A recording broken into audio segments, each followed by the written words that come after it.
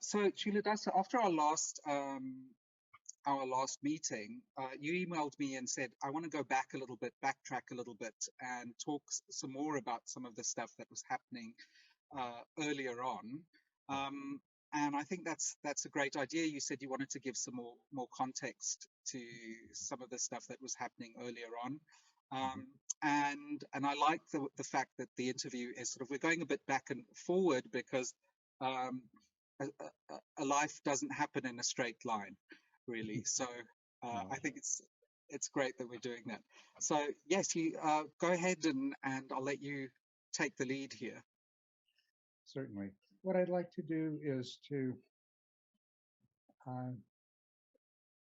say a little bit about the extremely pivotal event in my life, which was in very early 1976 when I took the Upasaka ordination and vows.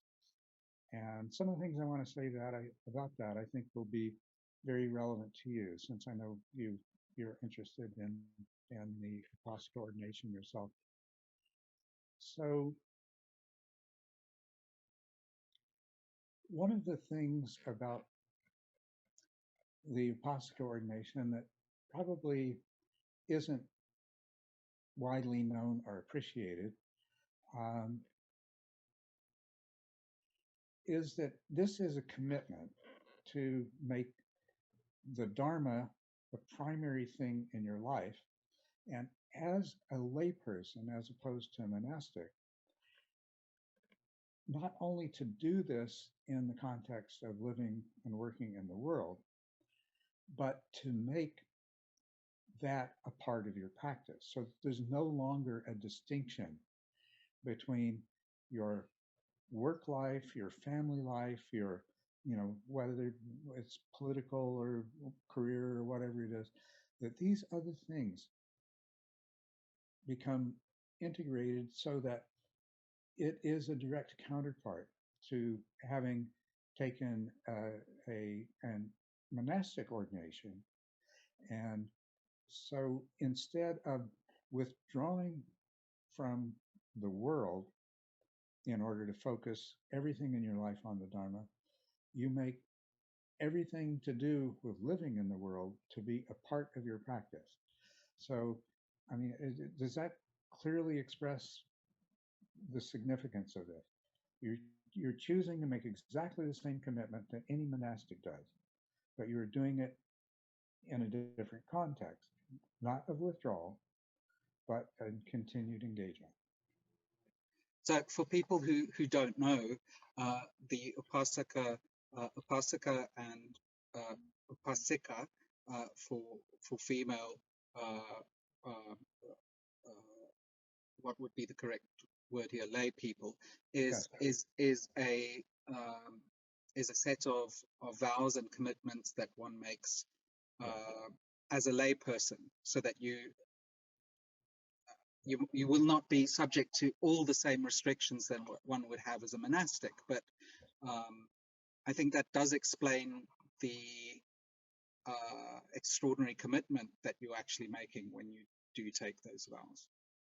Yes, and there are the 5 standard lay vows that are not what in this context we're referring to as an upasaka or upasika. Actually, I just point out that if we use the correct Pali pronunciation, where the accent is on the next to the last syllable, in English, upasaka and upasika, don't sound very different. Yeah. But upasaka and upasika are very different sounding, male and female. Not that from my point of view, it makes any difference at all. It doesn't. No. But anyway, this, in different traditions, the number of additional vows, like in the original, was of the 10 novice vows of bhikkhu or bhikkhuni, usually there were 3 of the latter 5, so it was 8 in the beginning. This has changed in various traditions. Now, with Kelananda and then later with myself, Kelananda had a very profound vision for what the Upasaka ordination and Upasakas in the modern world were and would potentially be about. Uh, so there were 10 Upasaka vows that I took and they didn't include those three of the traditional novice vows, but rather the additional 5 were directed very much at what it meant to be an upasaka or upasaka in the in the world. So that's really, I'm not going to discuss the vows themselves, but I wanted to point out that this latter 5 vows is what's different than the standard lay vows that anybody who thinks of them, anybody that's born into a Buddhist culture, or anybody that thinks of them as a Buddhist takes. This is something different. Okay, so in my own case, Culadasa, may I just ask if you, without going into too much detail, if you could just list the ones that the vows, just so that people know what they are? Well, because I think maybe what I would rather do is provide you with a written copy, and maybe this is something you could insert into this. Yeah, that sounds great. I'll add that on. That sounds good. Fantastic. I really want to get to talking about, contextualizing myself as a spiritual seeker and resolving the conflict Fair enough. Living in the world, and that as a right. And I think people will be quite interested in that, because one of the things that comes up a lot is people want to know, how do I live my life off the cushion for the best benefit of my practice and for people around me and for myself, and in terms of my ultimate aim. So yes, by all means, thank you. I think that's a great solution. Okay. So what had happened with me, I guess, if I go even further back, when I left home, a large part of that was just escaping from a tolerable situation, but another large part of it was trying to make sense of my existence and my experience to that point. So I was, from the outset, a seeker. When I recognized the need to make a life for myself, it was because the only way to pursue this search meant that I had to have a life. I had to have the resources. I couldn't be, I couldn't be, I looked at the people around me and the constant scramble to survive, for enough money to meet needs, of being constantly torn in all kinds of other directions. I realized that I couldn't do what was most important to me without somehow trying to create a life. So I proceeded to do that. But my search was still the primary thing. This is what the directions I went led to a certain kind of attachment to making a particular kind of life fulfill my goal as a seeker. So the disenchantment with Christian spirituality, with my attempts to do that, led to just wiping away, at least temporarily, everything I'd achieved up to that point. Of course, it was beneficial. It opened the door to all kinds of other things. When I returned to the process of establishing a career and making my way in the world, I essentially had put myself on 2 tracks, pursuing studies in Vedanta, and then transcendental meditation, and then Buddhism with Kemananda, and getting into that meditation and everything, was a separate track from completing my Ph.D., moving into postdoc and things like that. You see what I'm saying? The end of my first marriage, getting involved in the vihara with the woman who would become my second wife and the mother of my second son. All of these things, you know, these were all different aspects of my life that were in parallel and more or less, to some degree or another, in competition with each other. This continued through to when I took the Upasaka vows, and I was having a very increasing understanding of what Kema was really getting at in this. And I did something similar to when I dropped out of university and seminary years before, when I dropped out of my postdoc and went into that retreat.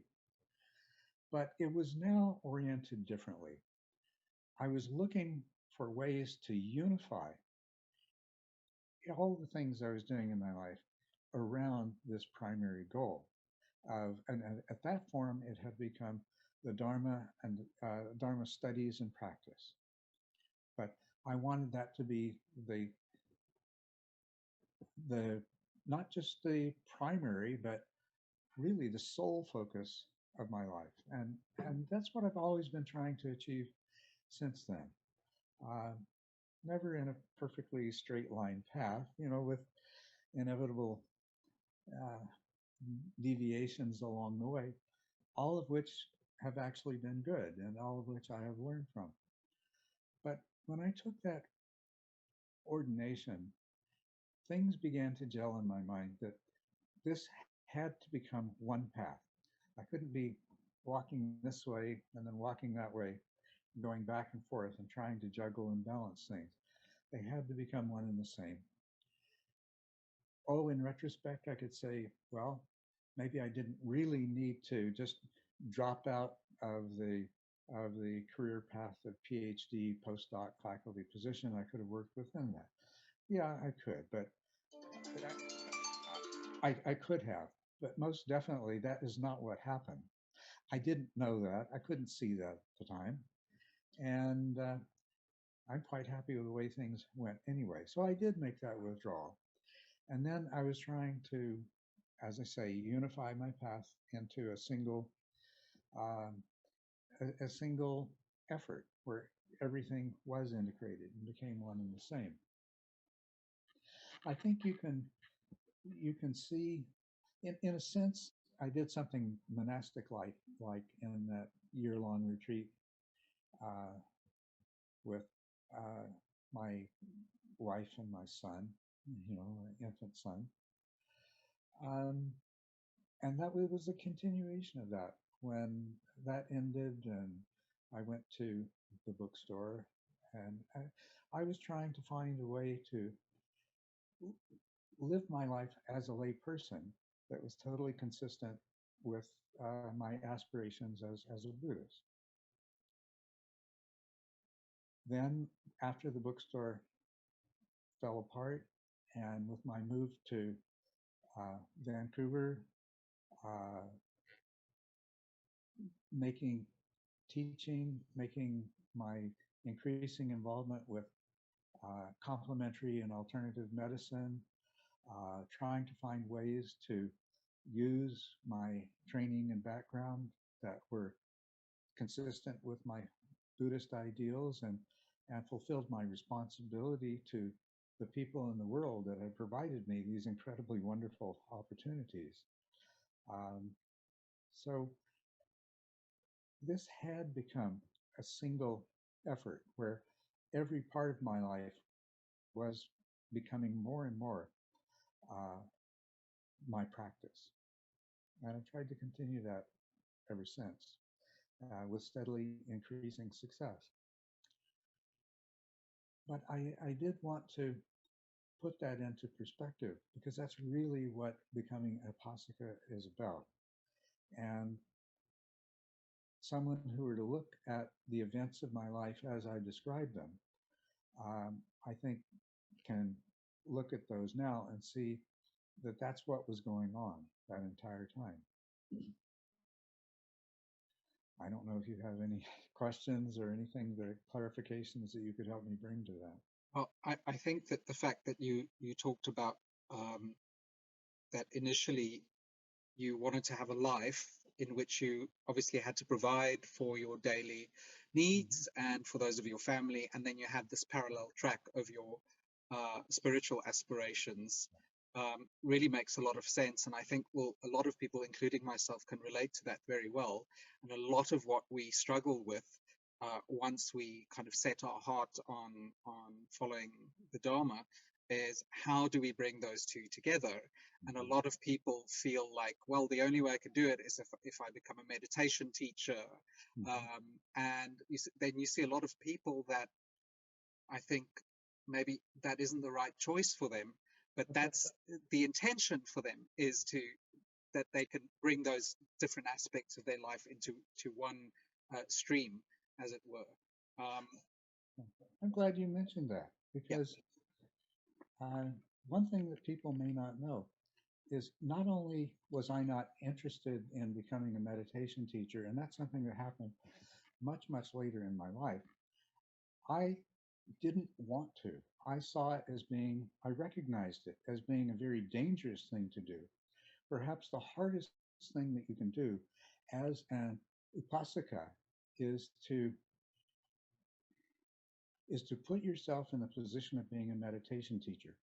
What I had seen is that meditation teachers, their personal spiritual growth tends to stop once they move into the teaching role. Um, quite honestly, the being a meditation teacher, being regarded as somebody who has attained to something beyond most ordinary mortals is such a seductive trap and such a destructive thing. Mm, And there are not very many people that have the inner clarity and spiritual development to withstand the effects of that. That's like that's like becoming very wealthy or achieving some kind of fame and things like that. mm, Um, and as a matter of fact, there are people uh, that I have too often seen who they didn't succeed in becoming wealthy. They didn't succeed in becoming famous. And so, well, at least I can be the object of adulation of all of these people to whom I am some kind of a spiritual guru. And that is amongst the worst traps and worst obstacles towards one's personal spiritual development. yeah. I'm so glad you brought that up because, firstly, you're not the first or the only person to say this. A lot of other teachers, and I'm thinking now specifically of one I like, Brad Warner, who said that, I would have gotten so much further in my practice had I not chosen to, not taken on the responsibility of teaching. And so it's actually been a huge sacrifice for me to become a teacher. The other thing is that uh, if we have someone who's a master, let's say a really skilled, masterful tennis player, and you go to him for tennis lessons, uh, Mhm. you would take tennis lessons from him, but you wouldn't ask him how to handle any other aspect of your life, like your relationships or your money or anything like that.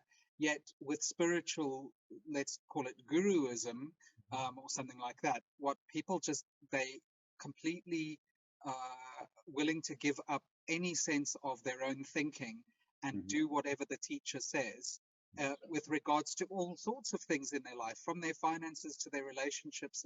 And that's an enormous, I mean, that is basically elevating someone to the status of a pope or a god or something.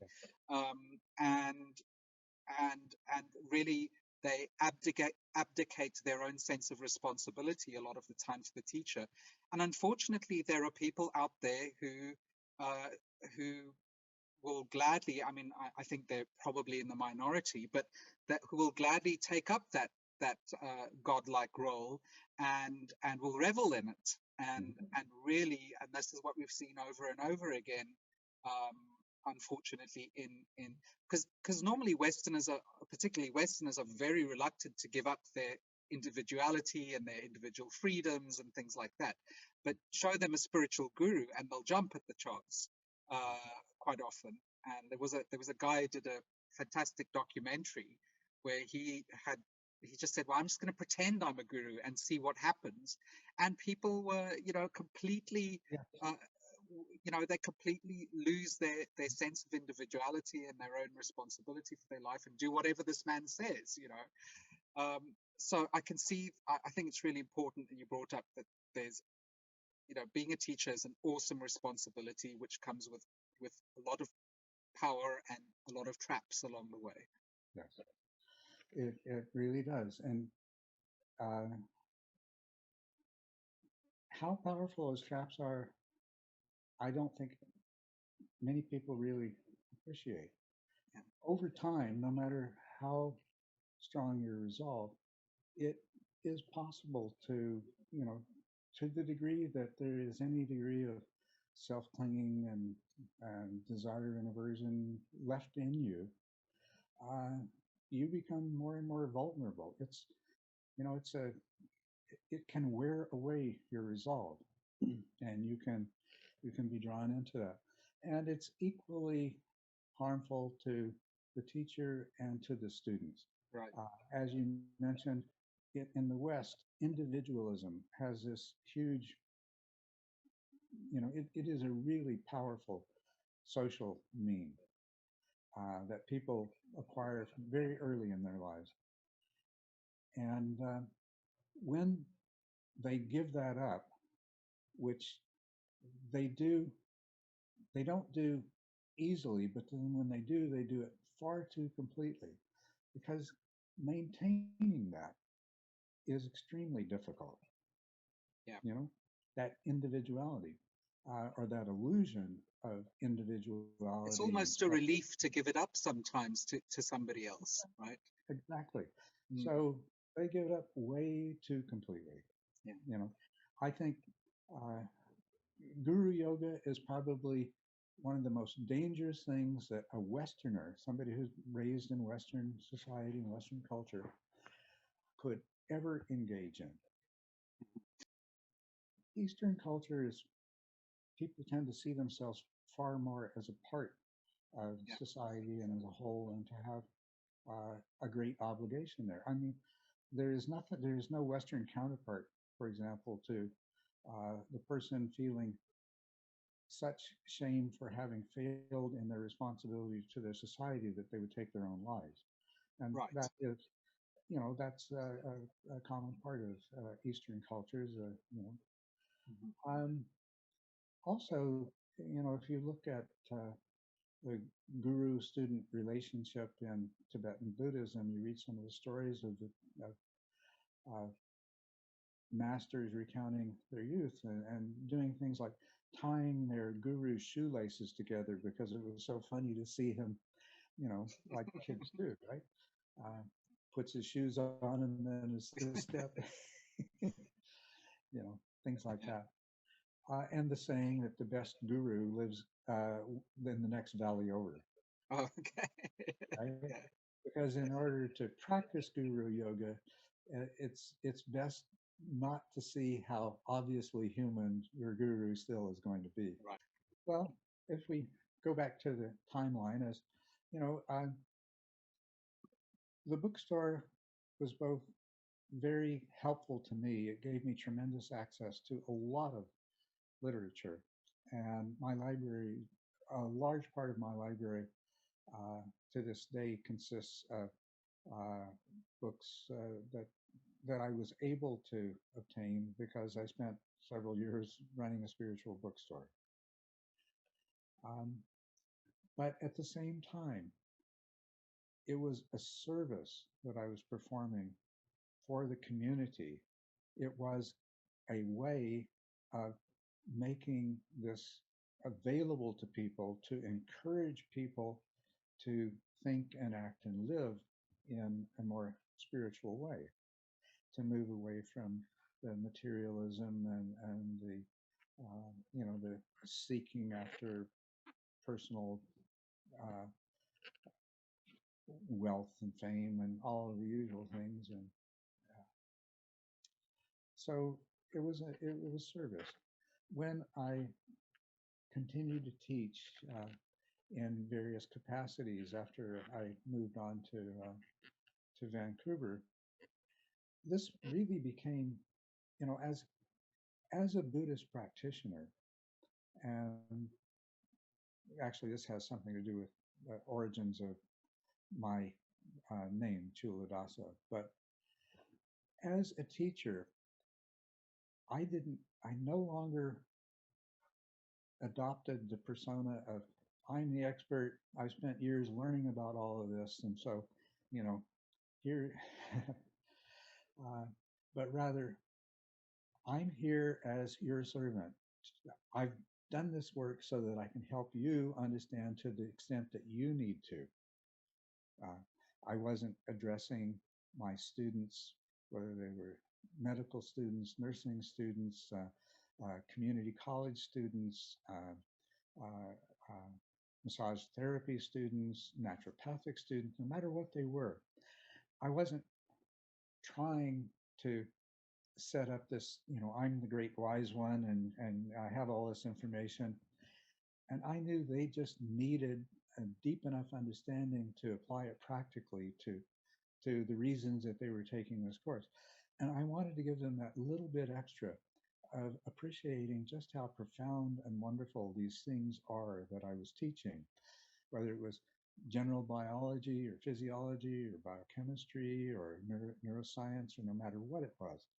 To me, these were glorious and wonderful things. If I could just share a bit of that sense of wonder and appreciation, along with helping them to achieve the degree of mastery that they needed, not just to get a credit for this on their transcript, but to be able to apply it in their chosen career paths and the rest of their life in one way or another. So I think this is an example of what it means. It doesn't matter what you're doing. You could probably be a car salesman and find a way to do it in a context like this, of being of service, primarily being of service. Uh, so this was my way of trying to give back and of trying to live the Dharma in my life. Um, now, I don't want to make people think that from the first day that I decided that this was the way I wanted to go, um, that I was, I was the perfect exemplar of this. I wasn't. I learned, I made mistakes, things like that. But it certainly came to define my whole approach to teaching. It became an act of loving kindness. And likewise, as I entered more deeply, tried to apply my skills and training to advancing complementary and alternative healthcare, this was an act of service primarily. I wasn't doing this to carve a name out for myself in this new and growing field, which could easily have been the case, but it wasn't. I did this to be of service, and I did this as a way to practice the Dharma in the world. That was my primary purpose. And my successes and my failures contributed to my ability to do so with greater humility. And that's what it's really all about, is it not? And so would you say the Upasaka vows were a way of formalizing that desire that you had to do that? Yeah. Exactly. What came in, I recognized, is that the future of Buddhism in the world was lay Buddhism. Not that there won't always be a place for monastics, because there will, and they serve a very important role. But that's, yeah. But also, most people who, let's say, read TMI are not doing it with the idea of becoming a monastic. That's right. They want to still have their family and have a normal job and go on vacations and things like that. Right. And so that is why it's a very difficult thing for them to go. How do we take something that, because Buddhism, if you read the suttas, largely seems like it's being spoken to people who are renouncing a lot of normal daily life. Although if you look carefully, the Buddha does provide uh, advice to lay people. But I mean, primarily Buddhism turned into, well, not primarily, but there's a huge monastic component to it, and a lot of people feel like you're not doing it right if you're not a monastic, right? If we go back to the time of the Buddha, while on the one hand there were all of the people who gave up the life in the world to become homeless wanderers with the Buddha, in all of his references to the people that he taught, he included not just bhikkhus and bhikkhunis, but upasakas and upasikas, right? We find this over and over again. And there's also a substantial body of his teaching that's directed towards people living in the world. Also, when he enumerates the achievements and the skills and the abilities of his followers, there is a quite lengthy list of lay people who are considered to be the best persons for teaching the Dharma, and the best persons for this, and the most accomplished in that, and so forth. You know, he mentions them as bhikkhus or as bhikkhunis or as upasikas or upasakas, but the things that there is no difference in the quality of the attributes that he lauds these people for. So this is not something new. It's something that in the development of Buddhism, and when Buddhism became a religion, because Buddha never intended to create a religion. He didn't like religion that much, and quite understandably so. But when Buddhism evolved into becoming a religion, an important part of that was the evolution of the primacy of monastics. But this was not originally, it wasn't limited in this way. And so, you know, as the world evolved and we come to the 20th century, and what came and made me aware of, and what I've tried to carry forward to other people is yes, this is the future of Buddhism. It's time to move beyond the monasteries, and the great masters of the future they're going to include large numbers of lay people. As a matter of fact, the role of lay people in the West has tremendously eclipsed that of monastics.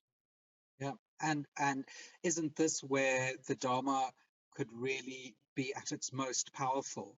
Is in the world. If you have doctors and lawyers and car salesmen and nannies and computer programmers who are all working from the spirit of service and loving kindness and humility, the world, that is what could really be transformational for people in their personal lives and in the world in general. Yes. And I found in my own experience, this was true. And I came to believe it very strongly. And one of my fondest memories was at this time I was living in a yurt in the mountains. And Geshe Dorje, he's the abbot of a tantric monastery in India, but he's also a teacher. At that time, he was a teacher at University of Arkansas. I don't know if he still is or not.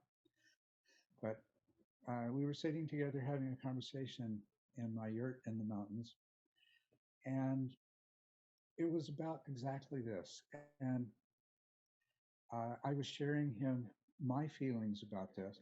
And I was curious what his reactions would be, because he had lived his entire life since a child as a monastic. And so uh, he made, I asked him the pointed question of how he would compare the path of a lay Buddhist to the path of a Buddhist monk. And he said the path of a layperson is much more difficult, but it's also much more powerful. That was the word he used. Mm. And that was exactly what the conclusion that I had come to based on my own experience and all of the people that I had been working with over the years, the people who were my Sangha. I don't know if I mentioned that. I think I did, but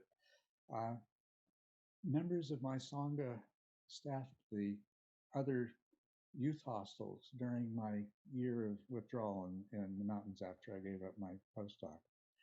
In those years when I was doing the bookstore in Calgary, there was a very active spiritual community. Jodi Dhamma was there, and so many other people were there. And many, many hours out of every week and every day were spent discussing the Dharma and meditating and practicing with these people. And the same thing in Vancouver. I was not in a vacuum. I was surrounded by other lay practitioners, very sincere and dedicated lay practitioners. One thing I'll mention, Kemananda succeeded in organizing the 3-year, 3-month, 3-day retreat. And many of the people that I had studied and practiced with in Winnipeg completed that. When the retreat ended, these people ended up in Vancouver with me, and the Dharma community there was growing and flourishing.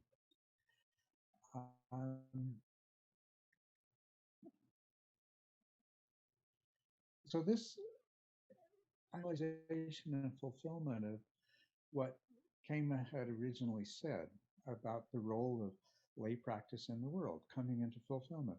And everything that I've seen since then just continues to reinforce that.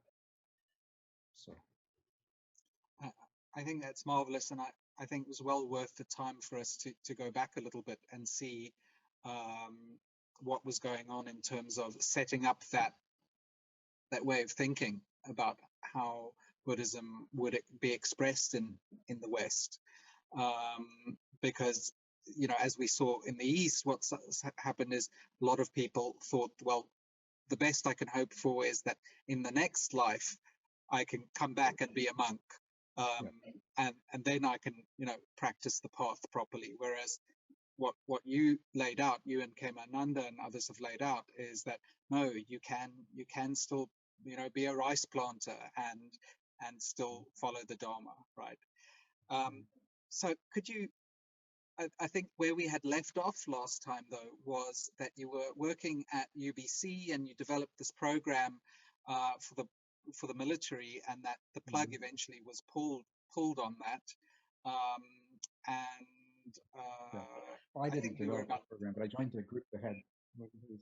Right, you were involved in that, and you'd done this. You'd written a computer program for people with their diets and things like that. So we were about at that point, and where you said the military had pulled their funding or something on that program. It didn't go ahead as you had seen it.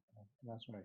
Well, see, this would have been a magnificent achievement and gift to the world,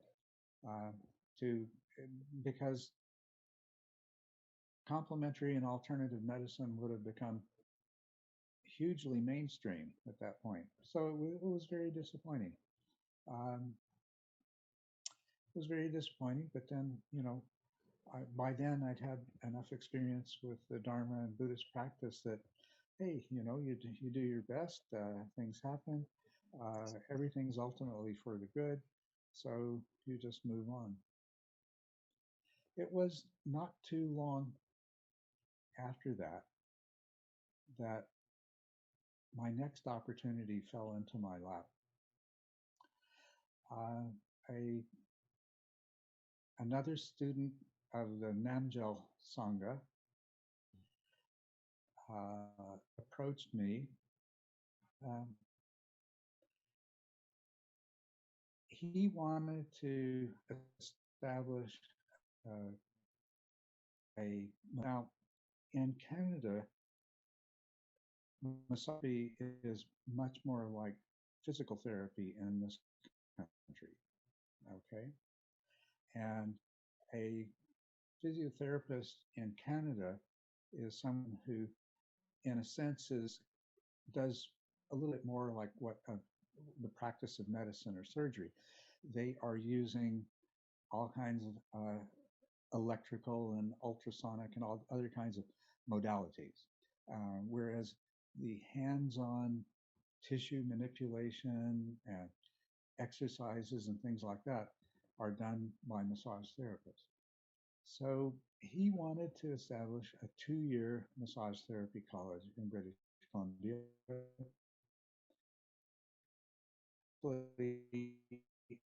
advance the profession. He asked me if I would design the academic curriculum for that and perhaps even teach parts of it. So I did that. I mean, together, me and this person, he looked after all the practical aspects of it, and I looked after all of the academic aspects of it. It was a whole new type of student than what I had dealt with previously. Um, what I really liked about it is all of these course offerings that I was designing and ended up teaching were going to people who were going to apply this very directly. They weren't just getting another credit that they needed to receive their diploma or become a doctor or a naturopath or something like that. Yeah, they were. This was this was knowledge that we're going to. This was knowledge that, I mean, many of them like were totally daunted by it. But my role was to make it easy for them, to help them appreciate it, to help them apply it. It was exactly what I and that was the that was the that was the thing that followed that I had previously. Culadasa, we've got a little bit of an issue with the. Just continue there. All right. So just to make sure that we didn't miss anything important, so you and this chap decided to set up a 2-year massage school, physical therapy school, and you handled the academic side of it and some of the teaching, and he would be responsible for the rest of it, I presume, the administration and that sort of thing. Yeah. I do. Well, he was also trained as a massage therapist and handled organization of all the practical training as well. Okay, all right. I do want to ask, and if you could comment on this as we go along, sort of what was your daily practice like? People always wanted to know, how many hours a day did you sit, or what did you go on retreats, or what was your actual Dharma practice like during that period? Yes. Well, I maintained a daily practice as best I could. As I say, there was an active sangha and a lot of time spent discussing Dharma, studying Dharma, exchanging information. But yes, maintaining as much of a daily practice as possible. Also, one of the things I did for decades was to refuse to commit myself to work or other obligations on a full-time basis. I always reserved a day or two a week with no other commitments and time that I would otherwise have been spent making a living that could be devoted entirely to doing additional practice and to study. Now this once again goes back to the Upasaka tradition. from the time of the Buddha, there was a day set aside. Now, this was usually on the quarters of the moon.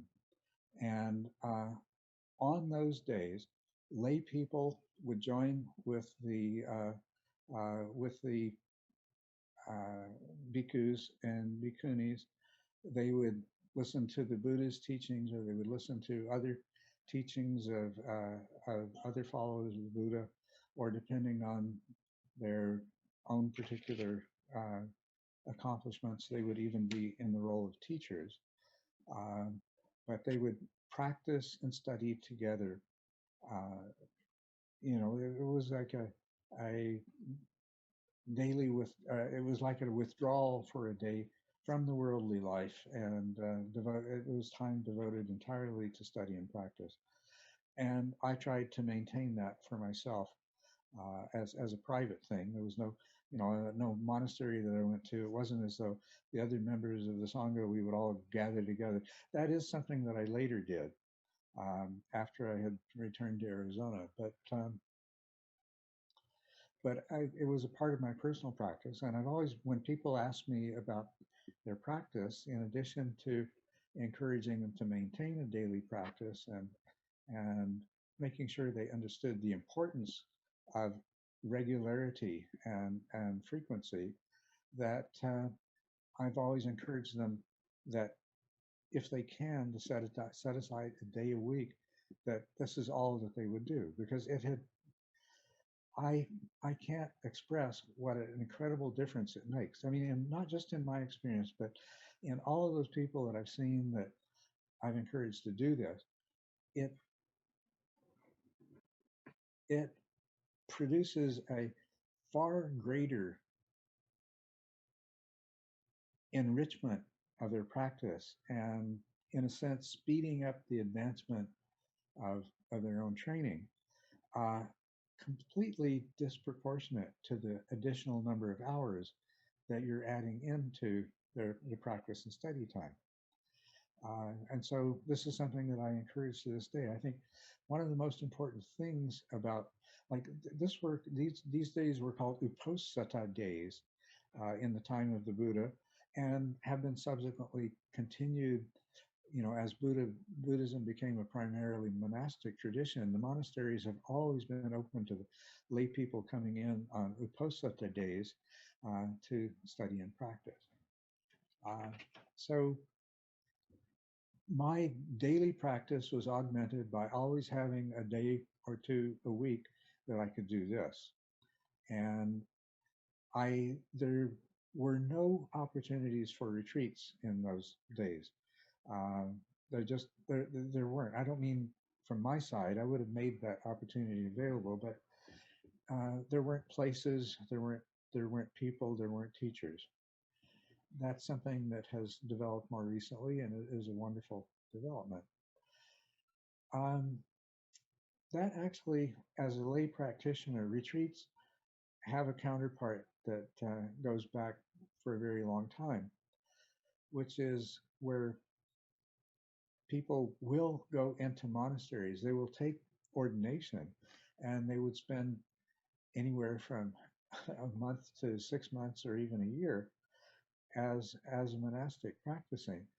And you can see that has a direct parallel to what's happening with lay Buddhism in the West, where people go off for retreats of whatever duration that they can and that's available to them. Wonderful. And I think that again, very difficult for Westerners to say, well, I'm going to just take a month off and go and ordain at a monastery, and certainly people do that, but it's much more manageable to say, well, I'll spend my Sunday, I'll spend 2 Sundays a month or something devoted entirely to practice. Yeah, wonderful.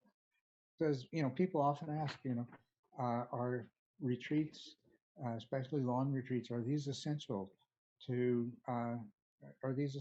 your practice? Are these essential to your progress? And I'm so happy that I can tell them, no, they're a fantastic benefit. Take a retreat if you can, but if you can't, if your life doesn't allow for that, hey, no problem. Yeah, I can yeah, tell you from my own experience and that of others, it's not necessary. It's not essential. Is it beneficial? Does it help? Yes, it does. yeah. But don't feel like it's totally necessary and that Right. you're 'Cause going to succeed if you can't. yeah, because you get people who say, well, I'm a mother, I'm a single working mother with two small children, and Mm. how am I ever going to go away for 10 days on a retreat? And that's what I loved about reading Dipa Ma's biography, is she sort of taught mother, okay, you can practice the Dharma while you're breastfeeding. Every activity in your life can become part of this, and you may not be able to go away for 10 days, but you might be able to go away for one day. And really, as you say, the other important thing is the consistency, right? That it's like going to the gym. You don't lift the heavy weights the first day you go in there. It's the consistent practice that builds up to allow you to do that.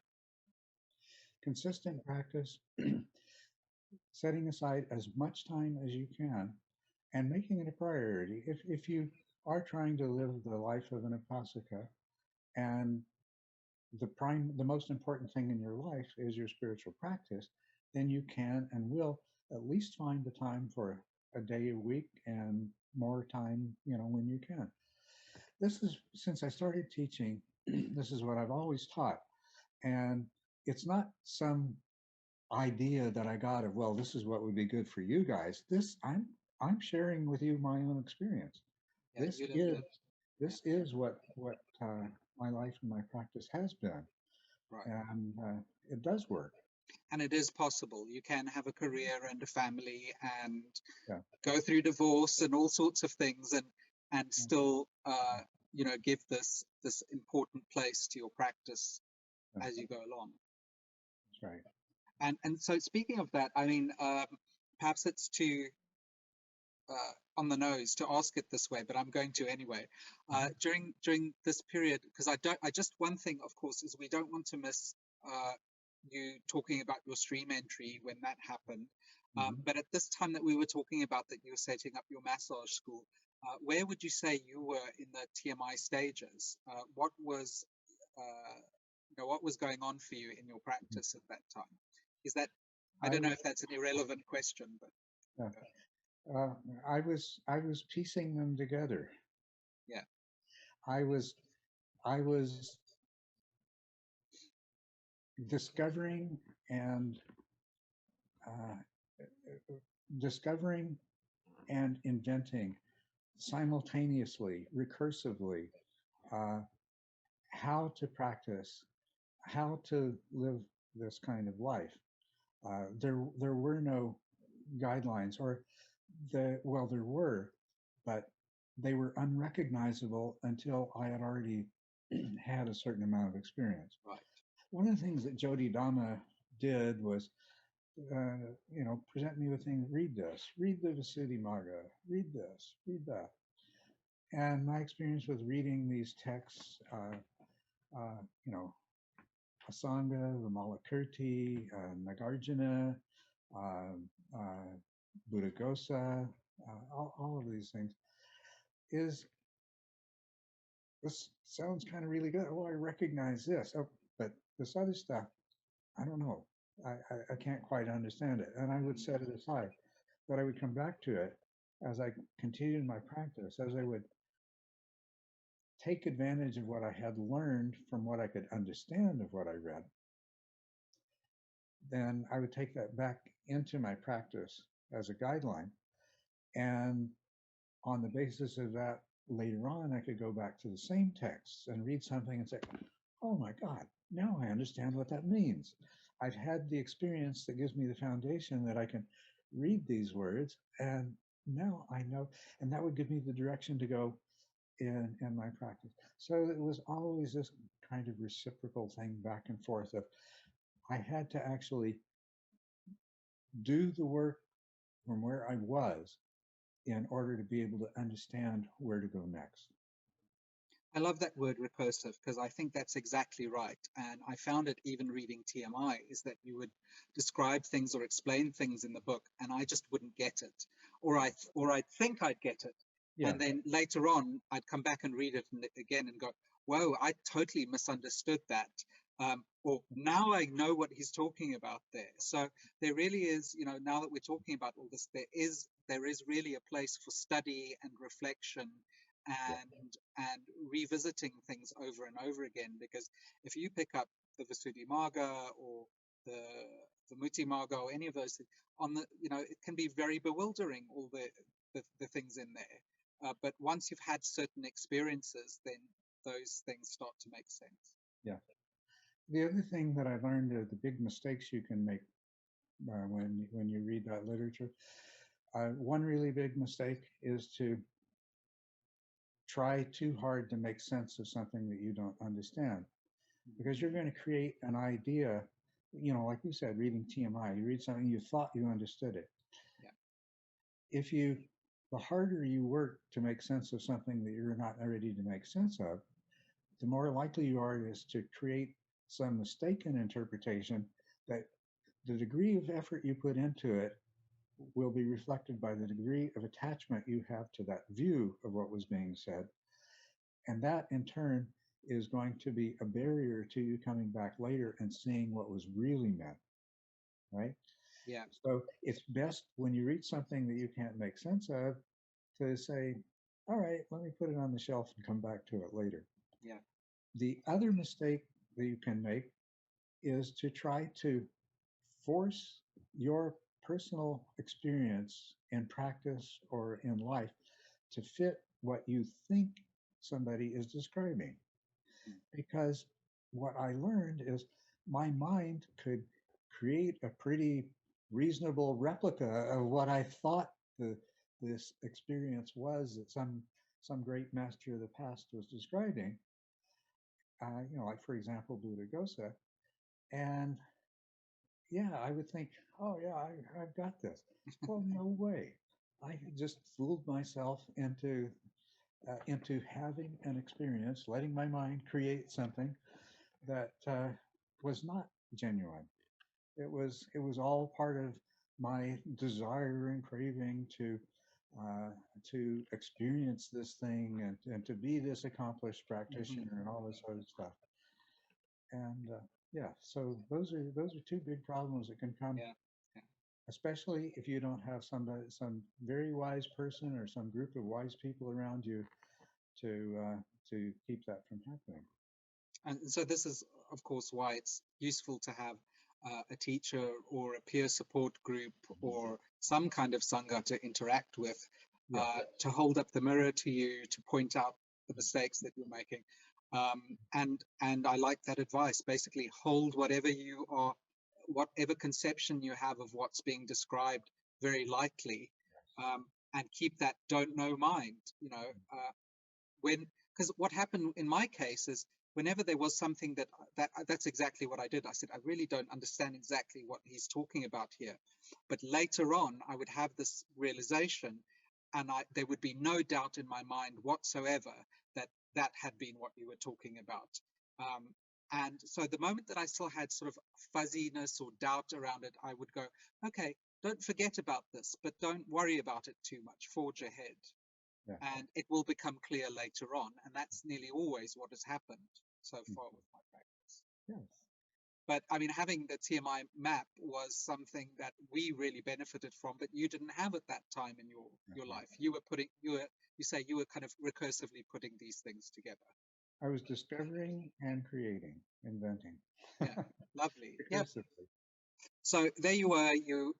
I presume you went ahead and you set up this massage, physical therapy massage school, and talk a little bit further about what happened next. Well, this this was a good foundation for me for a long time.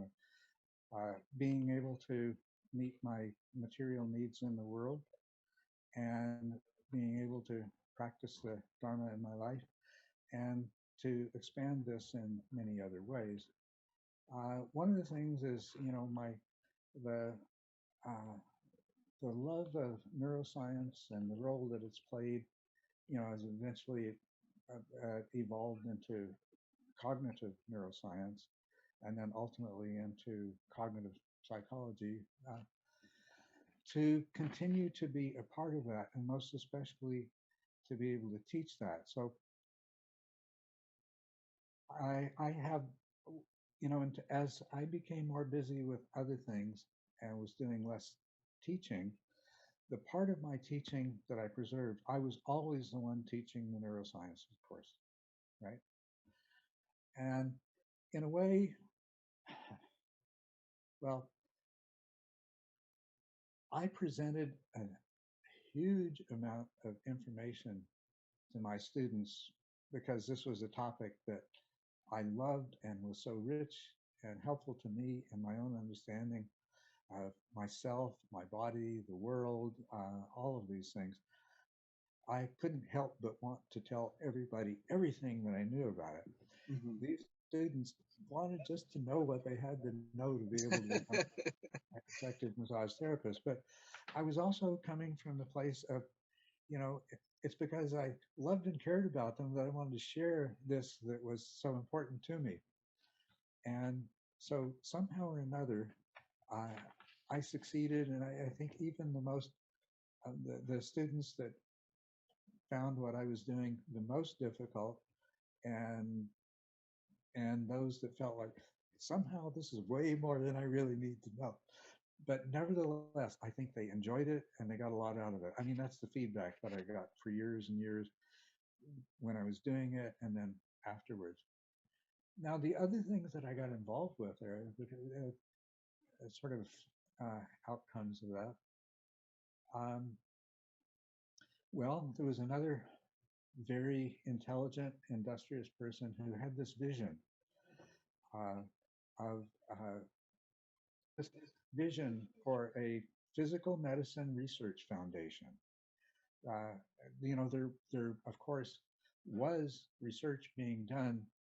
Kinesiology is a discipline, of course, built on anatomy and physiology and neurology.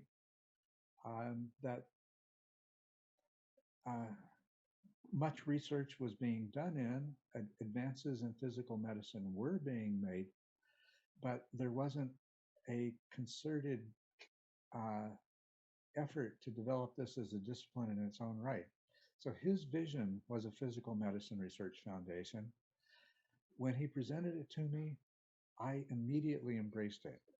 And so together we created this research foundation. I was the founding president of it and the president of it for a number of years. We were working with a lot of uh, medical people, MDs, as well as physiotherapists and massage therapists and other people.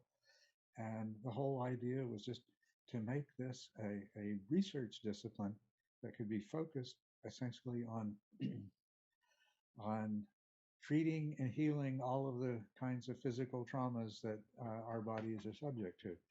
That was a very exciting thing that happened as a part of that.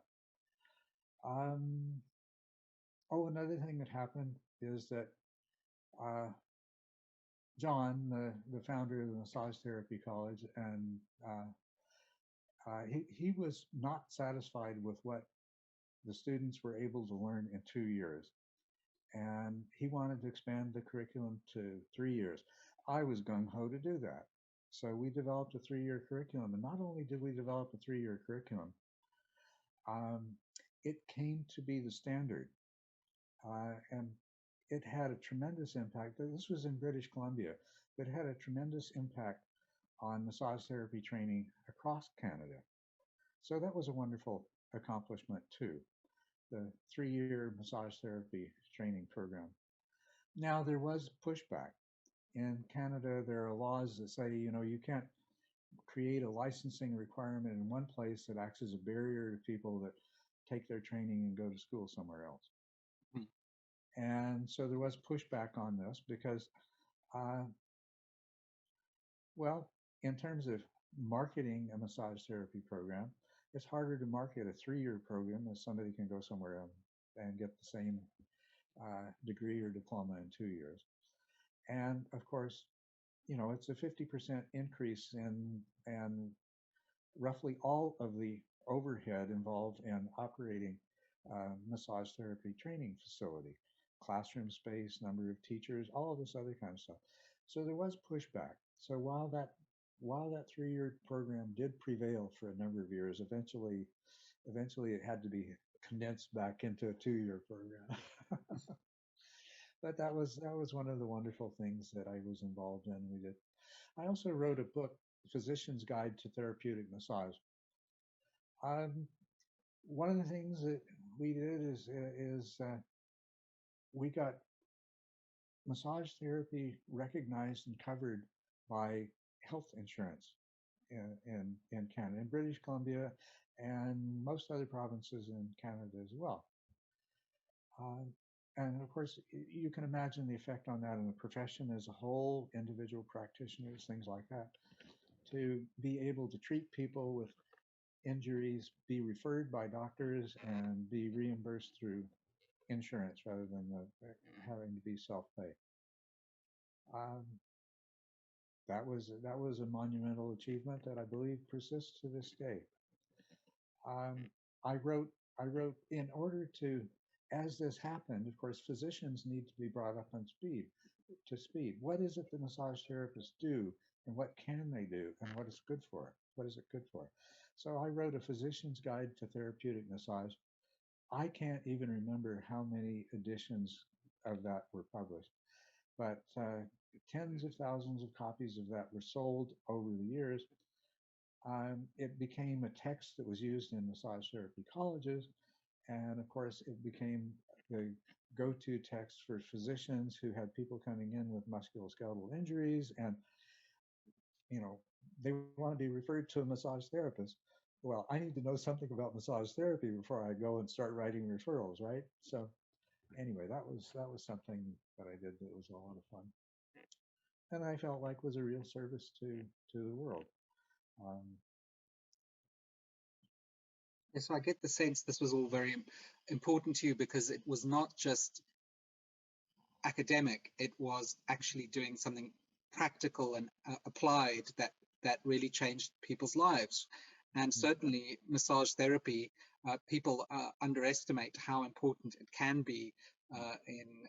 I was reading an article recently about during the pandemic how people are really suffering because they can't have access to those services, and for some people those services are absolutely as essential as any medication or other uh, type of treatment that they get. yeah, yes, that is very true. And after I came back to the United States many years later, uh, back to Arizona, in the U.S., the training in massage therapy is at a much more simplistic, basic level than it was in Canada, even before I became involved. Um, but immediately, I got involved in this country. I was on the advisory board of Massage Therapy College. I became the executive director of Council of Massage Therapy Educators in Arizona. I was invited to participate in the National Certification Board for Therapeutic Massage and Bodywork. And on the, I can't remember the name of the organization for accreditation of massage therapy colleges in the United States. So I continued to do that kind of thing even after I had officially and formally retired from teaching and doing these other things. I was doing it as much as anything as a volunteer basis, just because it was something that I felt was important and I loved and cared about. So, Wonderful. Well, I think we're going to leave things there if you're okay. happy with that. This time, I think we covered some really fruitful and important ground today, and I think next time we'll pick up with from you started the physical medicine research. You were involved in that physical research organization, and to see where your life went next. Yeah. Yes, sure. Fantastic. Thank you so much. All right.